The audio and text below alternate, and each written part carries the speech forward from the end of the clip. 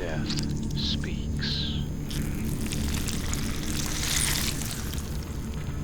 And the night has a voice.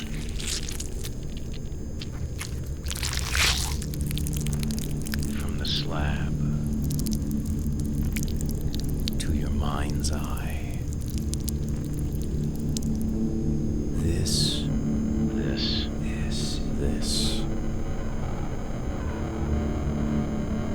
is Radio Morgue.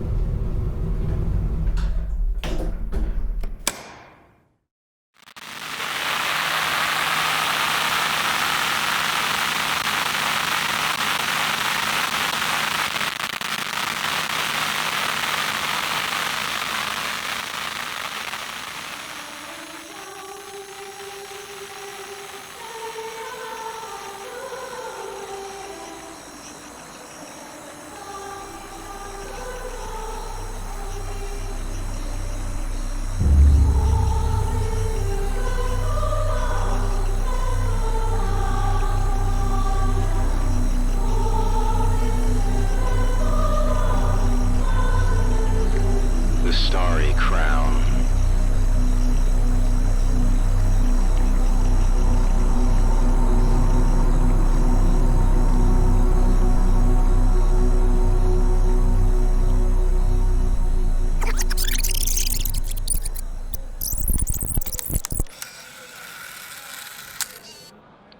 I left the university campus behind to do fieldwork in the Deep South.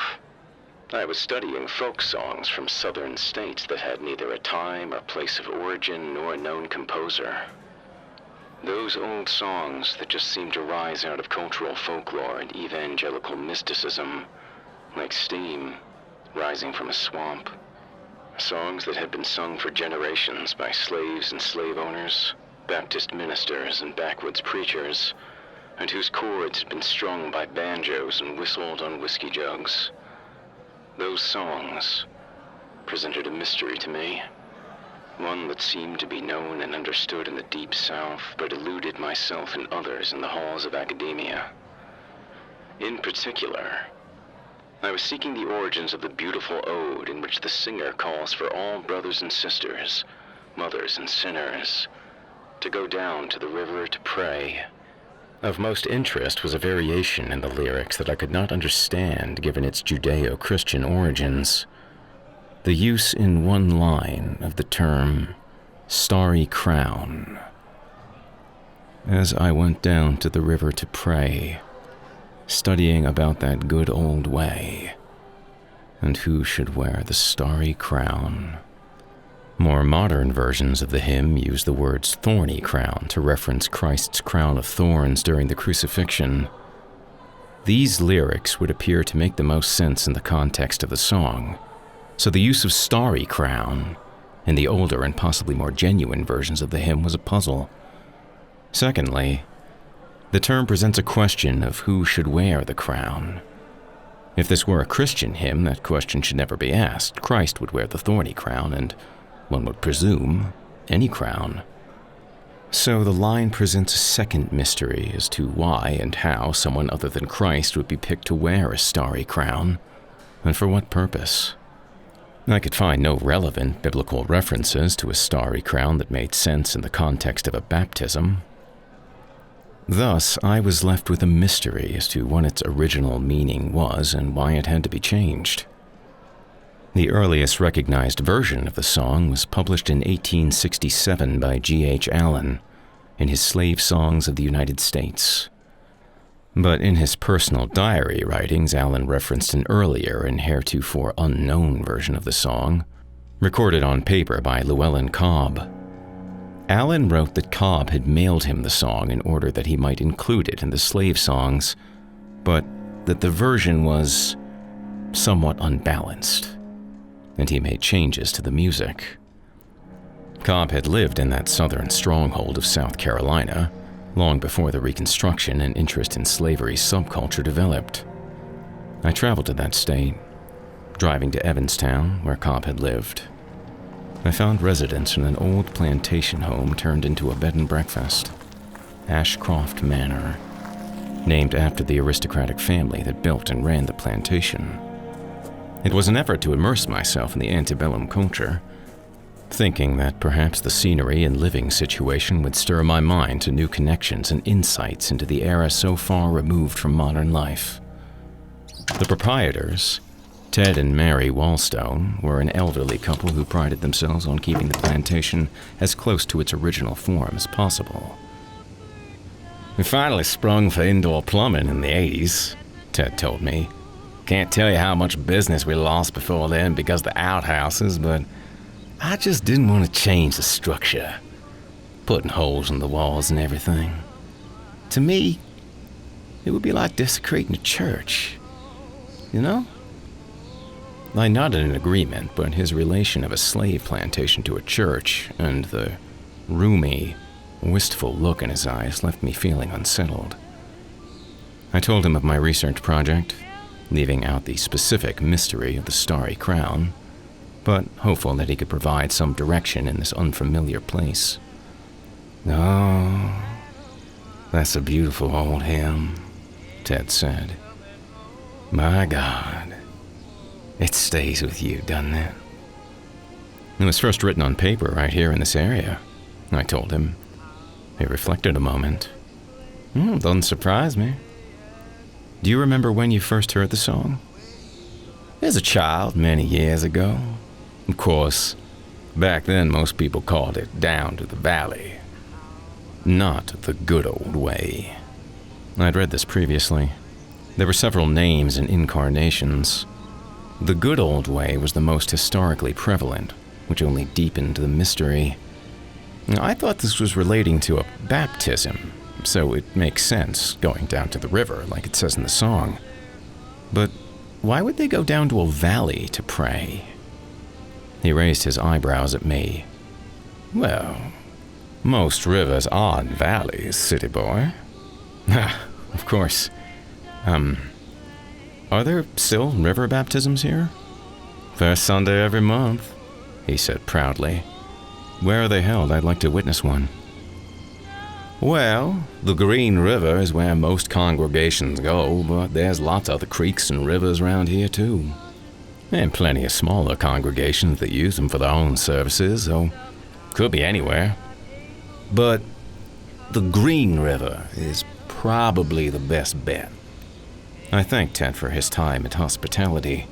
He wished me luck in my search, but left me with a bit of advice. "Careful who you question round here. People in these parts are very private. They hold their beliefs sacred and can be pretty suspicious when outsiders come asking questions, even if it's about an old song." He patted me on the shoulder and went about his business, maintaining a home that had previously been the site of the horrendous rites of slavery. I slept badly that night. There were ghosts in the air. Finding a Baptist church in the South is not a challenge. Rather, the challenge was trying to find where to start. One could throw a rock and hit a Baptist church, and the rock would bounce off that church and hit another one right next door. On nearly every stretch of road and corner, there stood a large white building with a steeple, a converted warehouse with a Christ-proclaiming sign, or some old, tiny schoolhouse that reached back into the days of the colonies, but now proclaimed pancake breakfasts and Bible studies on Wednesdays. I began to survey each of them, explaining my project and inquiring as to their river baptismal services. The pastors and reverends were helpful and willing. Naturally, they all knew of the song, but very few could point me in any direction as to its origin or meaning. Most said it was a baptismal hymn, but there was no mention of actual baptism in the verses. Just going down to a river or valley. and pondering who should wear the Starry Crown. The reverends grew more silent when I mentioned the Starry Crown aspect of the mystery. None of them, for all their theology, could give me an adequate explanation as to the meaning of those words and what biblical reference it came from. I spent several days in the City Hall's file cabinets of records, researching churches in Llewellyn Cobb's residence 150 years ago. His home wasn't in the town, but in the surrounding hills that had once been cultivated with crops harvested by slaves. An elderly woman at the clerk's desk, a withered crone with fake teeth and the long, drawn-out manner of a former Southern belle, asked what I was searching for, and I gave her a brief summary. "You should go see Thomas Jerry over at First Baptist," she said. "I feel like I've been to every church in the state at this point," I replied with a smile. "Oh, not this one," she said. "Thomas is 101 years old. His parents were children when freed after the Civil War, and his family have lived in these parts ever since. He could probably tell you something about its history." "Where can I find him?" "Well, not around here. You have to go into the hills. First Baptist is the oldest original church in this area. It's only the size of this here room, not like all those big churches the size of airports that keep springing up. But they have the most wonderful choir. You should hear them sing at night. You hear it all through the hills. It's like hearing a lullaby sung by God." Her eyes appeared to wane and turn in the deepened sockets of her furrowed visage, and she fell silent. She was smiling, but not at me. I turned to look, but there was nothing else around. Fearing that she was suffering a stroke or some other malady, I cautiously asked if she wasn't feeling well. She did not speak, but standing before me, the Old Crone began humming a tune. Something vaguely familiar, which I could not place exactly. Perhaps a gloomy bastardization of a song I knew. "What is that song?" I asked, but she didn't answer. Instead, her humming grew louder, as if trying to drown out my voice, her eyes vacantly staring beyond me. My skin started crawling. It felt as if there was something else in the room with us, which only she could see, and it was reaching its tentacles up over my shoulders, treading lightly on the skin of my back. I left her standing there, unsure if she was some kind of mystic or suffering an onset of dementia. But either way, the creeping sensation was overwhelming me to the point of panic, and the sound of her humming voice was stirring in my head like the rising cry of locusts. I hurried out into the humid heat of the southern summer, breathing deep and heavy, the air like smoke in my lungs. The city seemed abandoned and lonely in the pastel light of day. I turned left and right, spun myself around looking for any sign of life until I was nearly dizzy. A single dark sedan rolled down the street and stopped at a traffic light in front of me.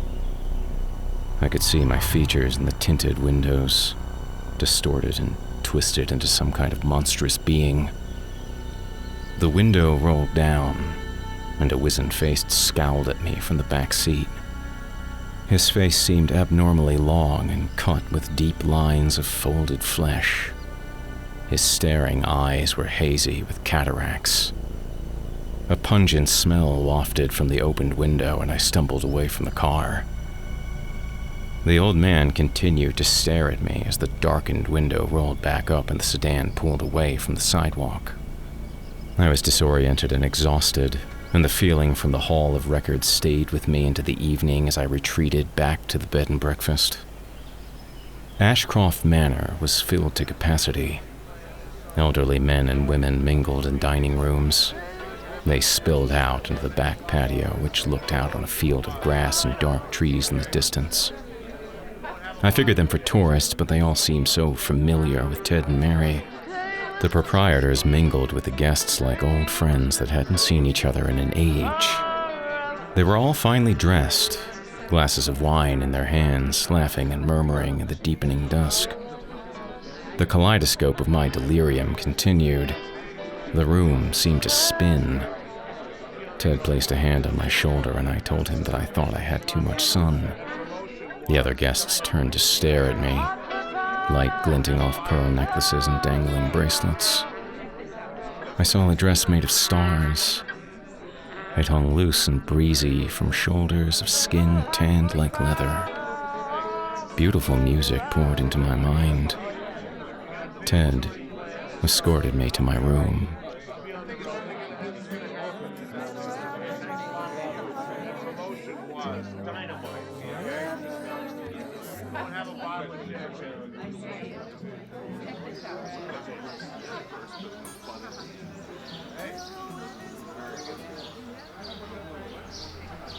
When I woke the following morning, the estate was empty of the other guests. Mary brought ice water to my room and politely suggested that maybe the climate was not suited to me. I conceded that I had been in quite a state. I don't know what came over me. "Seems you've been working quite a lot," she said. "Southern heat can do that to a man who isn't, accustomed to it." I asked her where all the others had gone, and she told me that I'd walked in on one of their monthly gatherings. "We belong to a small social club," she said. "True Southern society still exists, you know." Then I asked her about First Baptist and the clerk at the Hall of Records. "Oh," she laughed quietly to herself. "That's just Ethel. She's, a little touched in the head at her old age."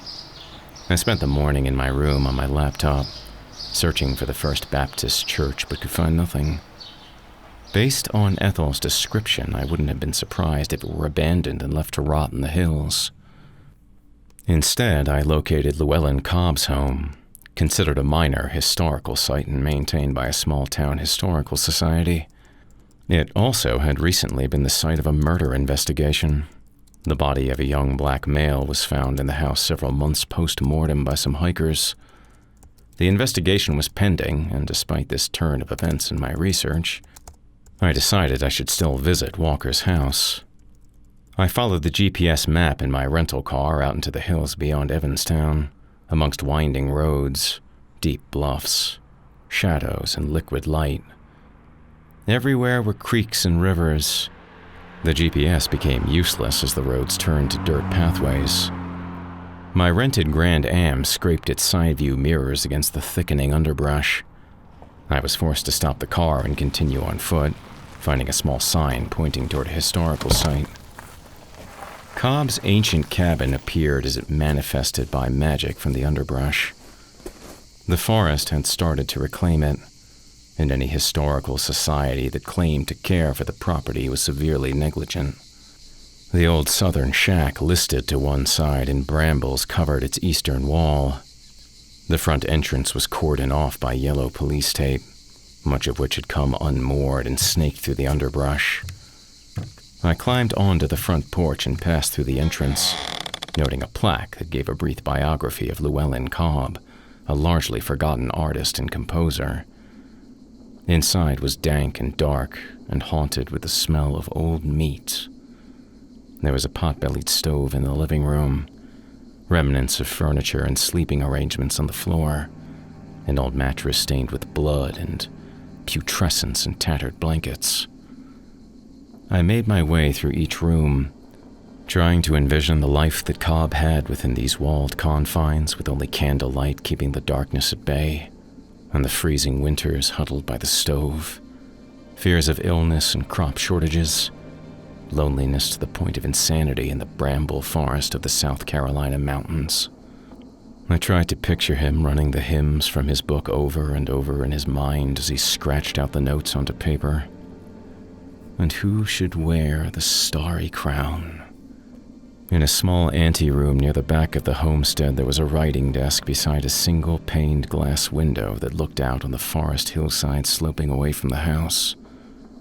I sat there for a moment in the rickety chair, worn weak by age, and in the light that came through the portal, I saw strange decorations made of sticks hung by twine from the wooden ceiling. They turned and twisted in the gravitational vortexes of the earth. Forest sticks cobbled together like stars and hung from strings like something a child might fashion in school. The smell of gore wafted from the living room on a warm, wet breeze. I spoke to the empty rooms in a moment of uncharacteristic theatrics. So you did see stars, my friend? I walked back out to the small front porch and looked over the sloping hillside. There was no river to be seen. I avoided the Hall of Records, still frightened from the vertigo that had set in the other day and the haunting elderly clerk. I asked Ted about First Baptist, and he replied, "Yes, out in the hills. Old place, but they haven't held services there since the 50s. That old bat at the clerk's office must have finally been losing her marbles." Can you tell me where in the hills? I'd like to see it, maybe get a picture or two. I wouldn't even know how to get there, son. Trust me, there ain't nothing out there that could do you much good. So instead, I conducted an old-fashioned search through the internet for Thomas Jerry. I finally found a listing that matched the description the town clerk had given me. There weren't too many Thomas Jerrys that were 101 years old. He was located off the beaten path in what looked to be a trailer park. I made a phone call, but the line was disconnected. I made the drive instead. Jerry's residence was located in the Willow View Trailer Park, so named for its looking out over a swampy area that was a breeding ground for pussy willows and mosquitoes. In early dusk, the frogs were sounding like an ancient language of grunts and guttural consonants. It was a sad, broken-looking place of rust-red dirt and busted screen doors hanging from corrugated hinges. Old men sleeping in lawn chairs with bottles in their hand and cars that had sat so long in one spot that weeds had died beneath them. My passing car elicited strange and strong stares from dark faces. I thought I heard children through my open window, but they sounded far off, as if crying. The heat was oppressive here, like the blanket weight of history had fallen over it and would never be pulled away. This was a place to die, or to never live. Jerry's single-wide was at the eastern corner of the park, close to the bog and the swarming bloodsuckers that churned in the air like a quiet storm. There was no answer at the screen door, and I called out his name, peering into the darkness of the trailer. The inside was scattered with refuse and bottles. There was an old plaid cloth couch that looked like it was delivered from the 70s, and a small table with a massive Bible, which lay open beside it. I left the front entrance and began to slowly make my way around the outside of the home, catching glares from some of the residents across the dirt pathway. I found him sitting in a chair in the small patch of weeds that looked out over the swamp. I said his name several times. He was asleep, and there was a mason jar of moonshine beside him. His face was surprisingly smooth for such an elderly man, bequeathed with a solemn dignity that, even in this place as he slept off an afternoon drunk, could not be taken away. I thought for a moment of all those years, the social and cultural changes that he had seen, that had quietly and meticulously carved their places into the memory and cast their shadows in the form of liver spots on his light brown skin. He awoke and looked up at me, as if I was expected. He sighed, and then looked back out at the swamp. "You social services?" "No," I said. "Good. I've had about enough of them pestering me. Want to put me in a museum or something. They call it a home. I call it purgatory, where I wait to meet my maker." "Isn't that the ultimate goal of the believer?" I said. "To finally meet the maker?" He looked at me long and hard. He reached down and took a swallow from his mason jar and beckoned to me. I realized that we were communing. I took it up and had a swallow that instantly burned through my sinuses and into my brain, evaporating on my tongue before even reaching my belly. I used to think that I'd welcome the day when I'd meet him, Thomas said. But now, when it's so close, you can feel death just waiting over your shoulder, like... Well, it changes your perspective a bit. This world, I tell you, oh, it's a terrible place. But what I fear is that the place we go to is even worse. You don't believe in heaven? Nah, all that's rubbish. I've seen things in my age that tell me otherwise. That tell me maybe the maker we seek is not the kindly old man we hope he'll be. It could even be a woman, I said with a smile. He laughed briefly and said, Yeah, that might even be worse for a fellow like me. I sat down beside him and he added, So, what you want anyway? I told him about the song I was researching, about the belief that it may have been an old slave hymn, and at which point he scoffed. Ain't no slave song, I can tell you that. Sure, it sounds pretty when some lovely white woman sings it, and I heard it sung by many a white woman, but that song should make a black man's skin crawl. Why is that? He looked at me somewhat incredulously, almost frustrated. Where you think they'd find the slaves that run away, that was tortured and killed, You think those white plantation owners gave those people a proper burial? No way. No, they take 'em down in the valley, toss 'em in the river. Where you think the Klan did their lynchings after the emancipation? White man doesn't do nothing out in the open, no. It's all backwoods and shady deals under cover of night. He paused for a breath, working himself up. If you was going down to the river to pray, like it says in that song, you was praying that you were only gonna come out with a beating, and not by swinging from a tree. My mother and father were slaves just before the emancipation, and they told me good. A white man wants to take you down to the river. Down into the valley. You don't go down there. You run. Isn't this a baptismal hymn? I said. In a way, I suppose. Black man goes down into the river, he comes up into the embrace of God. Nothing but a spirit. But like I said, that's only if you subscribe to those kind of notions. What notions do you subscribe to? I asked. Oh, he nodded with almost a smile. There are other notions, son. I looked at him closely. What is the Starry Crown? He looked back at me with a look of quiet foreboding. Now you on to something, son. Now you on to something. I went down. I went way down into the valley, down to the river for my soul, to pray that what Thomas Geary had told me wasn't true. But it haunted me, pulled me in an inexorable flow through the muddy darkness of history. You want to know where that song comes from, Geary had said to me. Then you got to see for yourself. Nobody can see it for you. See what? The right of the Starry Crown. There be men and women that pray to it, that pray to the crown, and they make a sacrifice. What kind of sacrifice? I asked.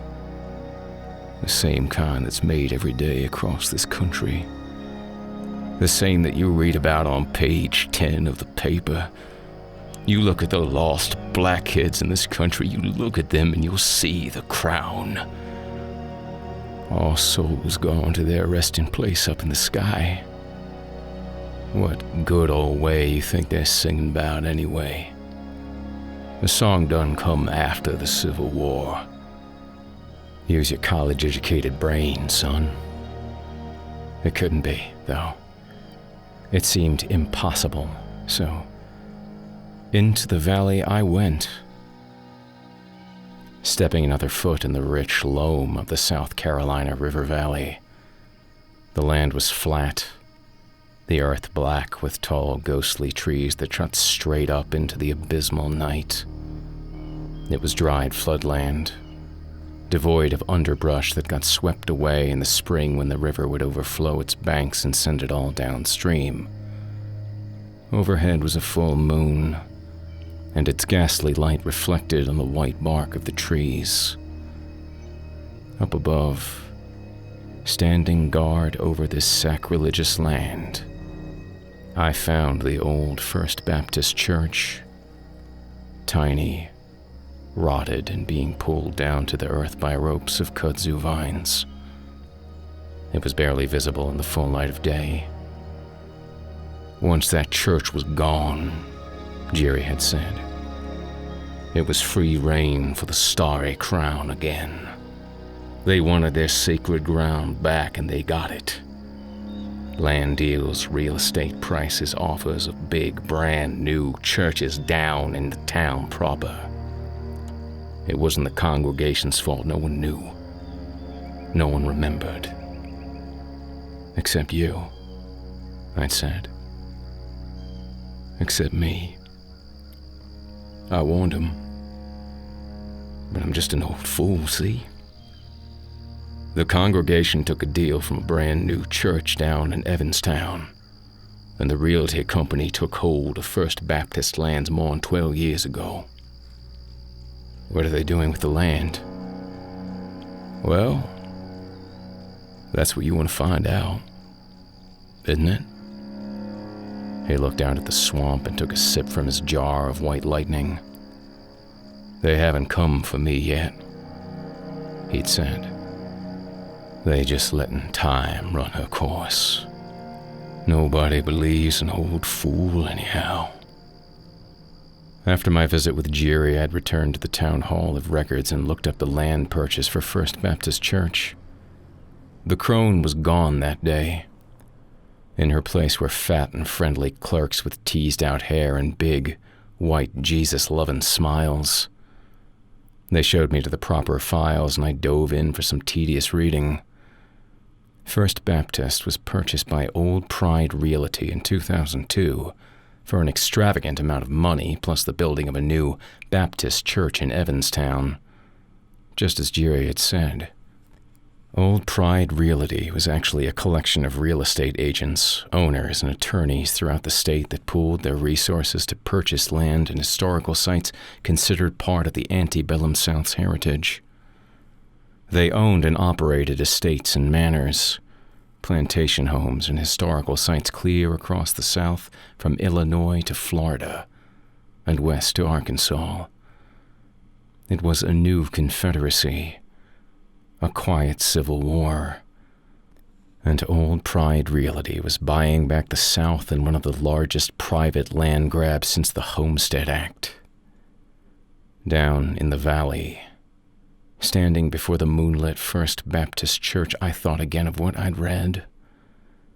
Nearly all of Spartanburg and the surrounding counties belonged now to Old Pride Realty, including Llewellyn Cobb's crumbling house. The smell of that place came back to me. The blood-stained mattress. The stars, made of twine and sticks turning in the light.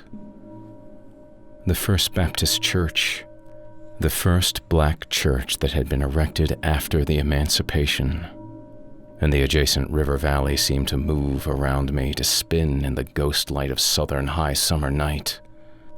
They got that land again. They's coming out of the shadows, Jerry had said. Now they got that river and that valley. The sacrifice has been happening again. They found who should wear the Starry Crown, all right. Halfway down the list of real estate agents and lawyers that made up the governing body of Old Pride Realty had been Theodore Wallstone, owner and proprietor of Ashcroft Manor Bed and Breakfast. I didn't return to my room that night. Instead, I drove down into the valley, directly to the forgotten black land of First Baptist. I walked from the church to the river, its banks still muddy from the spring rains. I could hear it flowing up ahead. And then came a music. A beautiful music from behind me in the darkness. It sounded like it was emanating from the Cudso Church itself, as if a forgotten choir had broken in and begun to sing. I stopped and listened to the dirge, solemn and reverent, growing in tone and intensity. Ahead of me, the river glinted moonlight across its slow waters. I glared into the darkness, searching for the source of the low hymn. The lights began to appear, flickering flames of candlelight dancing between the trees, first one, and then two, then a multitude growing in number and intensity. At first they seemed apparitions, will-o'-the-wisps that were beckoning for me to touch them, to become enchanted. But the dirge grew heavier and more intense. My momentary flight into fancy turned suddenly terrifying as I returned to my senses and realized that these were candles being held by people. Hundreds of people. And they were appearing out of the darkness like ghosts of Confederate soldiers passing across Gettysburg. They were all too real, walking amongst the thin trees of the riverbed with candles, chanting a vaguely familiar rhyme that was beginning to worm its way into my brain. Panic set in. Jerry was no old fool. He told of those infernal rites of the Starry Crown taking place on full moons, of a cult finally able to again practice on their most sacred ground. I was trapped between the hundreds of moving bodies and the turbulent river beyond. I considered running under cover along the riverbed, but I was overcome suddenly with the urge to know. So much of anthropology, archaeology, and folklore is guesswork and estimation, tall tales, fabrications gleaned out of cultural cloth. It was my only chance to witness. It was my one chance to see, even if what I saw was horrifying. I found a thick tree with branches low enough that I could shimmy up the trunk and grasp them. I pulled myself higher and higher, dripping sweat and choking back my straining breath till I was confident I was out of eyesight. Like Zacchaeus, sneaking a glimpse of Christ, I was trying to catch a glimpse of some secret satanic Messiah. The lights began to pass beneath me, flames held in lanterns by white-robed men and women who walked serenely towards the waters chanting their hymn. A strange version of the good old way, but sung in low octaves.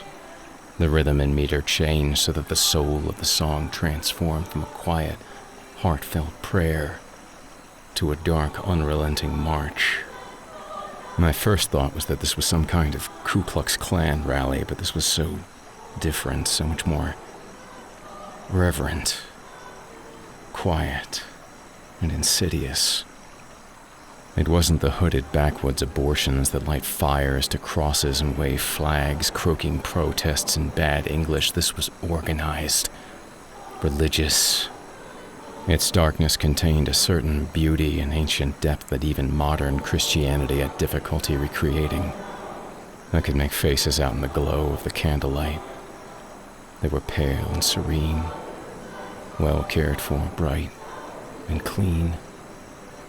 They appeared to be from the upper echelons of society, and based on my research into Old Pride Realty, I had a feeling that these worshippers were of a class much higher than your typical Klansman or neo-Nazi.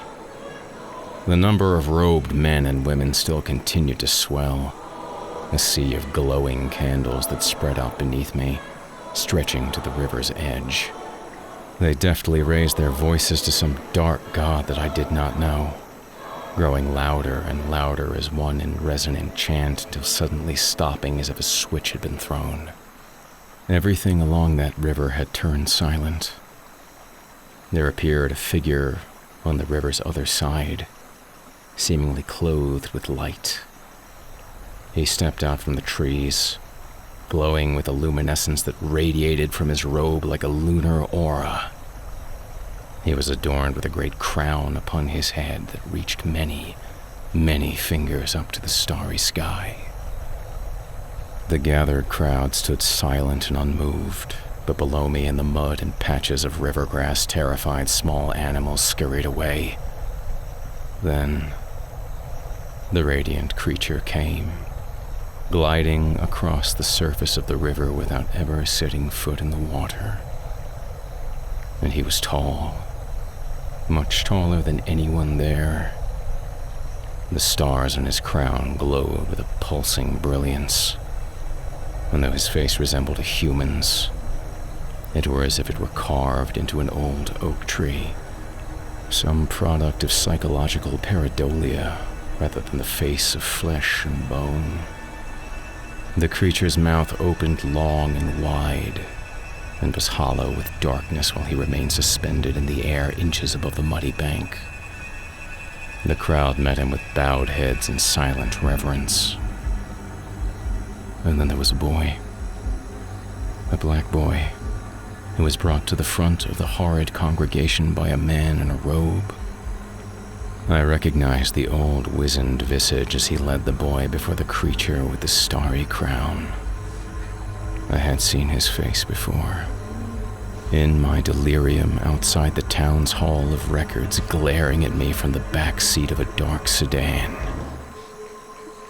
There was no other sound but for the boy crying, an adolescent I estimated by his voice and build. The glowing figure moved to him through the air, and the boy screamed in terror. A great and terrible blade was handed to the Starry King, and it was raised up over the screaming boy and brought down into him over and over again.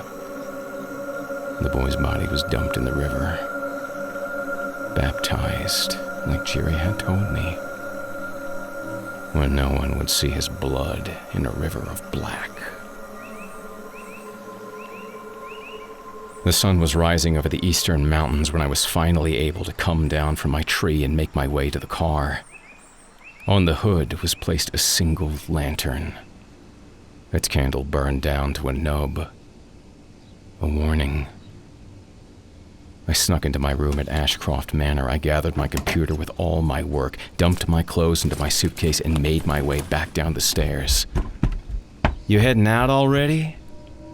Ted stood at the reception desk, neatly dressed, clean and pressed from head to toe, friendly, and a warm smile on his face. "Y'all weren't going to leave without checking out, were you?" I smiled, but I was sick in my stomach. Of course not." I signed his ledger and signed for the bill. Ted crossed his arms and looked out the window at my rental car. "That's a nice car they gave you." I only kept smiling.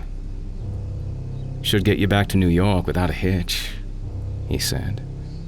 He clapped a meaty hand on my shoulder and escorted me to the door. "Y'all come back now." "You hear?" I nodded but kept my head down, unable to bring myself to make eye contact. I saw the residue of dark river mud on his boots. I returned the rental car to the nearest return lot and took a different car home. I drove without music, only my thoughts streaming through my head, dark and churning and winding their way to an ocean of reality. I could not remove from my mind the glowing figure with its crown pointing to the stars, and its impossible parody of Christ walking on the Sea of Galilee. I could not shake off Ted's smile and the sensation of his touch on the back of my shoulder. This was something larger than any one man could comprehend, too fantastic to be believed. I would be laughed out of every PhD review hearing and torn to shreds in a culture awash in skepticism.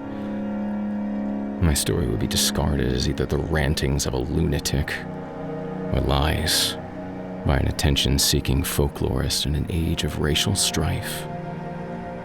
My story, though I had lived it, would be banished to fiction.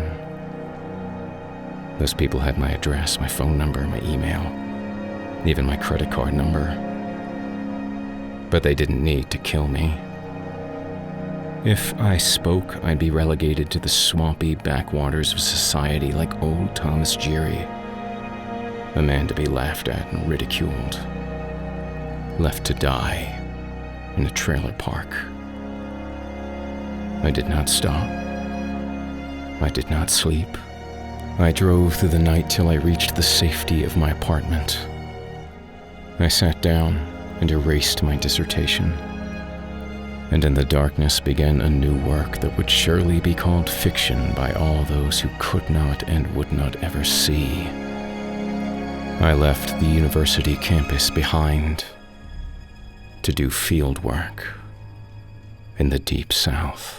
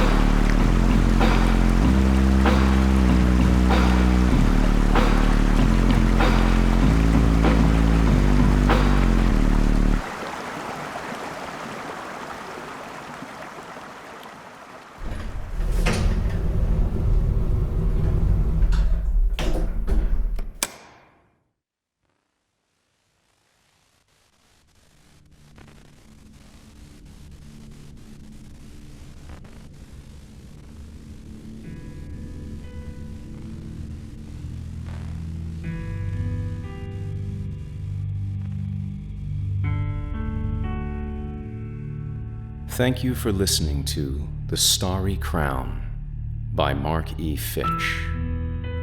Marc E. Fitch is the author of the novels Paradise Burns, Dirty Water, and Old Boon Blood. His short fiction has appeared in publications such as Night Script, Whispers from the Abyss 2, and The Big Click. Marc is also the author of Paranormal Nation: Why America Needs Ghosts, UFOs, and Bigfoot. Marc lives and works in Connecticut. For more information, visit www.marcfitch.com. He can also be found on Facebook and Twitter.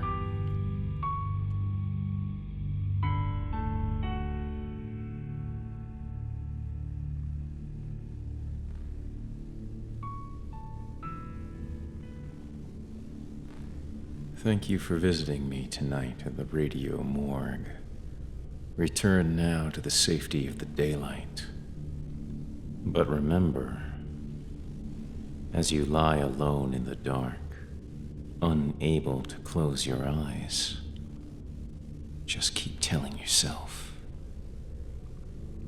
it's only a story. Ha